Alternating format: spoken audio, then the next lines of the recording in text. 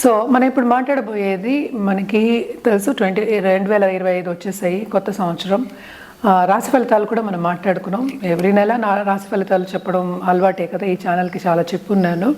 ఇప్పుడు major event 2025లో ఒకటి జరగబోతోంది. అంటే 6 ప్లానెట్స్ మనకి ఒక చోట ఒక హౌస్లో ఉండబోతున్నాయి. అంటే ఏ రోజు ఏమిటి అనేది మాట్లాడదాము. ఇది ఎక్కడ జరుగుతోంది అంటే మీనంలో జరుగుతోంది. అది March 30th జరుగుతోంది. ఏమేమి ప్లానెట్స్ ఉన్నాయి అనేది కూడా చూద్దాము. అంటే శని మనకి తెలుసు March 29th మూవ్ అవుతున్నారు. అలాగే ఏంటంటే ఇప్పుడు మార్చ్ 2025 నేను మాట్లాడేది.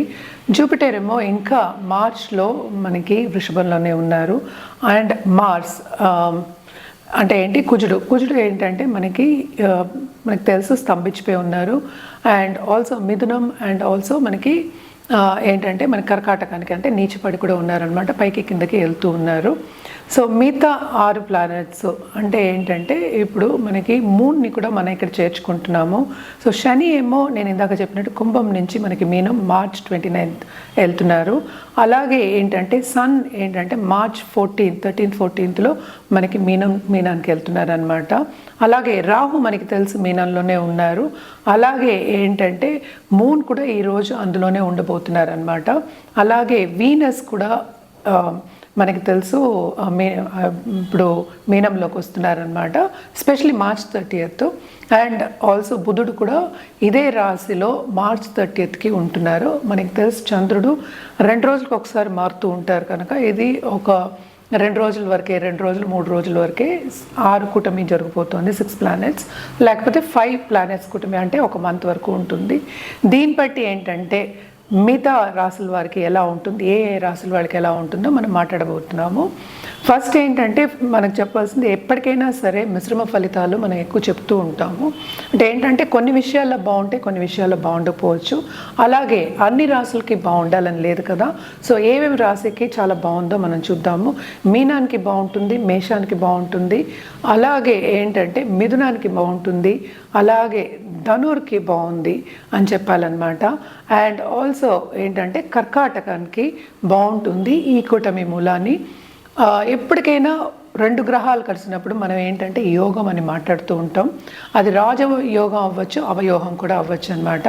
సో ఎవరికి ఏ రాశి వాళ్ళకి రాజయోగం ఉంది, ఏ రాశి వాళ్ళకి కొంచెం తక్కువ ఉంది, ఏ రాశి వాళ్ళకి మిశ్రమ ఫలితాలు ఉన్నాయనేది చూద్దాం. ఎప్పటికైనా సరే మనం మాట్లాడేది ఏంటి, పరిహారాలు చేసుకుంటే కొంతవరకు ఏంటంటే కొంచెం ప్రభావం అనేది తగ్గుతుంది కనుక అందరికీ చెప్పేది జనరల్గా రెమెడియల్ మెషర్స్ చేయాలంటే ఎప్పటికైనా మనం చెప్పేది శక్తికి, అంటే ఏంటి అంటే మనకి పరాశక్తికి మనం పూజలు చేసుకుంటే కనుక, లేకపోతే నిత్యం పూజలు చేసుకుంటే, లేకపోతే తలుచుకుంటే కనుక కొంతవరకు మనకి నెగిటివిటీ అనేది బ్యాలెన్స్ అవుతుంది, మనకి పాజిటివ్ బ్యాంక్ బ్యాలెన్స్ అనేది గ్రో అవుతుంది అనమాట.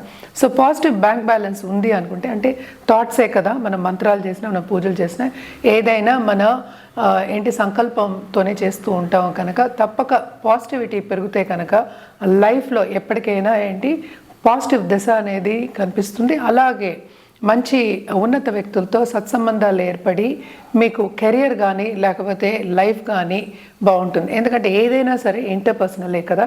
ఇప్పుడు 5 ప్లానెట్స్ 6 ప్లానెట్స్ కూడినప్పుడు అప్పుడే కదా ఒక విషయం ఒకటి జరుగుతుంది. ఏంటంటే ముందుకెళ్ళాలన్నా వెనక్కి వెళ్ళాలన్నా స్తంభించిపోవాలన్నా అప్పుడే జరుగుతుందన్నమాట. To go forward are to walk in the path అని చెప్పచ్చు. సో ఎప్పటికైనా సరే అన్ని రాసుల వారికి బాగుంటుందని చెప్పలేము, మిశ్రమ ఫలితాలని చెప్పాలి.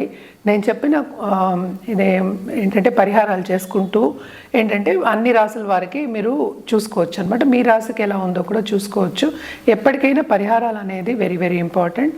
అదొకటి కాకుండా మనం మాట్లాడేది ఏంటంటే ఒక టాపిక్ గురించే కనుక ఎప్పటికైనా మీరు మీ జాతకాన్ని పరిశీలించుకుంటే, అంటే వ్యక్తిగత జాతకాన్ని పరిశీలించుకుంటే కనుక తప్పక రిజల్ట్స్ అనేవి డిఫరెంట్గా ఉంటాయి, రెమెడియల్ మెషర్స్ అనేవి డిఫరెంట్గా ఉంటాయి. ఏదైనా సరే మన జాతకం పట్టే, మనం పుట్టిన తేదీ, మనకి టైము, ప్లేస్ ఆఫ్ బర్త్ అవన్నీ మార్చలేము కనుక మీ జాతకం చూసి మీకు పరిహారాలు ఇవ్వడం కానీ, లేకపోతే ఏ గ్రహాలకి ఏ పరిహారం చేయాలి, ఎలా కంట్రోల్ చేయాలి, లేకపోతే ఒక జాతిరత్నం వేసుకోవాలన్నా కానీ మీ వ్యక్తిగత జాతకం చూపించుకోవడం మంచిది. ఇప్పుడు మనం మాట్లాడబోయేది కుంభరాశి వాళ్ళ గురించి. కుంభరాశి వాళ్ళకి కూడా ఈ కూటమి మూలాన్ని కొంతవరకు బాగానే ఉంటుందని చెప్పాలి. కానీ ఏంటంటే ఏల్నాటి శని అనేది వెళ్ళిపోతోంది అని చెప్పట్లే, ఇంకా లాస్ట్ ఘట్టంలో ఉంటుంది కనుక తప్పక శని వెళ్ళేటప్పుడు మంచి చేసే వెళ్తారు కనుక కుంభరాశి వాళ్ళకి బ్రహ్మాండంగా ఈ కూటమి ఉంటుందని చెప్పుకోవాలి. అంటే ఏంటంటే మనకి వీనస్ కూడా ఎగ్జాల్టేషన్లో ఉన్నారు. ఎగ్జాల్టేషన్లో ఉన్నప్పటికీ 10th లార్డ్ కదా, సో కెరీర్ డెవలప్మెంట్ బాగుంటుంది కుంభరాశి వాళ్ళకి. అలాగే సంపద వచ్చే ఛాన్సెస్ ఎక్కువ కనిపిస్తున్నాయి. 2nd లార్డ్ కూడా మనకి 4th లో ఉన్నారు, ఆయన డైరెక్ట్ అయ్యారు కనుక తప్పక ఈ నెలన్న రోజులు ఎంజాయ్ చేసే ఒక రోజులు, హ్యాపీగా గడిపే ఒక రోజులని మనం చెప్పుకోవచ్చు. అలాగే ఏంటంటే వాళ్ళకి తప్పక ఏంటంటే ట్రావెలింగ్ అనేది ఉంటుంది, బంధుమిత్రులు కలయిక కూడా ఉంటుంది, ఖరీదైన వస్తువులు ఇచ్చిపుచ్చుకునే ఛాన్సెస్ ఎక్కువ కనిపిస్తున్నాయి. అలాగే ఏంటంటే ఎప్పటి నుంచో ఆగిపోయిన నిర్మాణాలు కానీ లేకపోతే ఏదైనా కొనుక్కోవాలనుకున్నా కానీ ఇవన్నీ ఈ టైంలో జరిగే ఛాన్సెస్ ఎక్కువ కనిపిస్తున్నాయి అన్నమాట.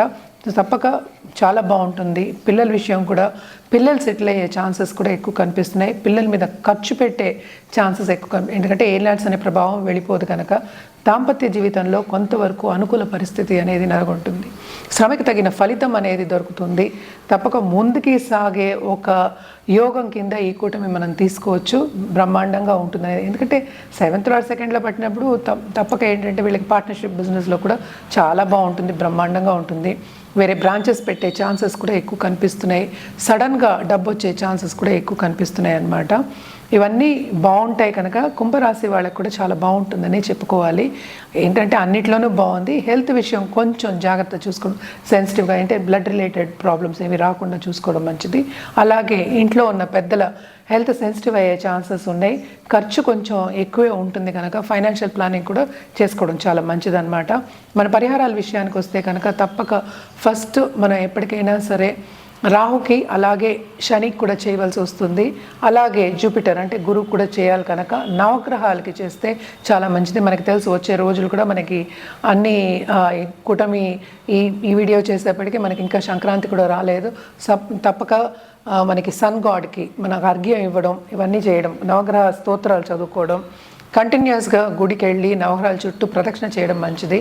అలాగే ఏంటంటే ఒక వృద్ధాశ్రమంకి వెళ్ళి తప్పక వృద్ధులకి చెప్పులు కొనిపెట్టడం, అట్లీస్ట్ మినిమం 12 చెప్పులు కొనిపెట్టడం అనేది చాలా మంచిది. అండ్ ఆల్సో మనకి ఇప్పుడు చలికాలం కనుక తప్పక వాళ్ళకి క్లోత్స్ అంటే బట్టలు దానం ఇవ్వడం, పాత బట్టలైనా ఇవ్వచ్చు, మనకు కొత్త బట్టలైనా కొని ఇవ్వచ్చు.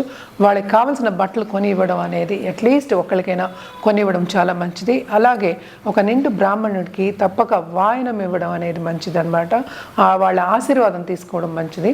ఎప్పటికైనా సరే ఒక బ్రాహ్మణ అంటే చదువుకున్న బ్రాహ్మణ ఆశీర్వాదం తీసుకున్నప్పుడు తప్పక గురు బ్లెస్సింగ్స్ అనేవి మనకి ఉంటాయి కనుక అటు శని బ్లెస్సింగ్స్, గురు బ్లెస్సింగ్స్, అటు రాహు బ్లెస్సింగ్స్, అన్ని బ్లెస్సింగ్స్ మనకి కావాలి కనుక నవగ్రహ స్తోత్రం చదువుకోమని నిత్యం చదువుకోమని చెప్తున్నాను అనమాట.